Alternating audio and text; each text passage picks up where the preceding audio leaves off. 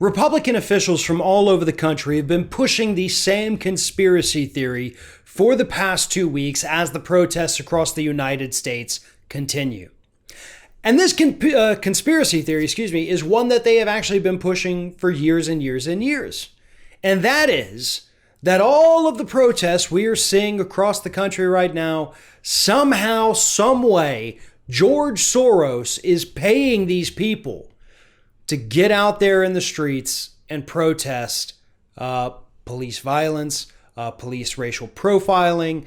Back in the day, it was they were paying them to protest Donald Trump. Whatever it is, Soros somehow, some way is paying everybody. They are all on George Soros' payroll, according to Republican officials.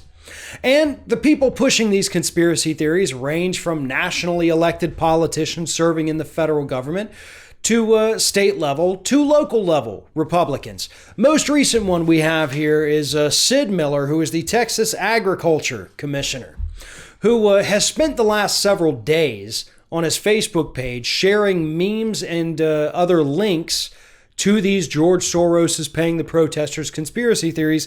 One of them he actually shared, and just to show you that it's not ironic that he's sharing these, he captioned it himself, said, "The man is pure evil," talking about George Soros. Pure evil, George Soros is.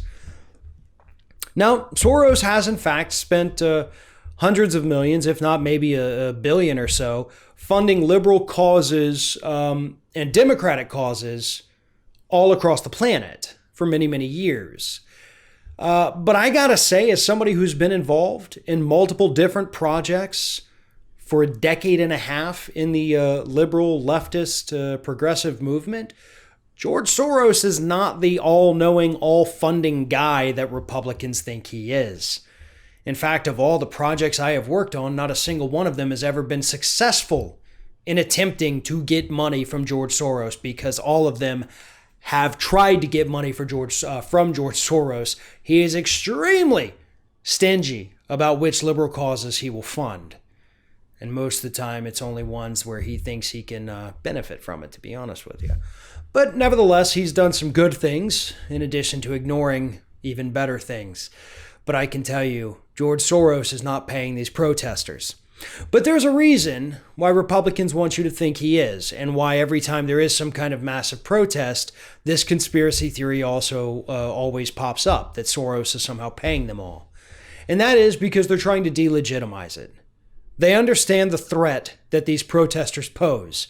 And I'm not talking about, they're going to throw a brick through a window. No, I'm talking about the threat to power that these protesters pose. Because anytime a group of people in this country come together and question the authority, question the status quo, question why things are the way they are, suddenly you have a lot of people out there who realize, hold the hell up, we have the power here, not you.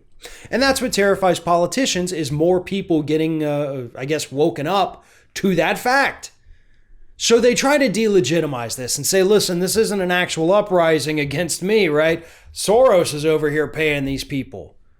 And the Republican followers and even some Democrats are dumb enough to buy into it.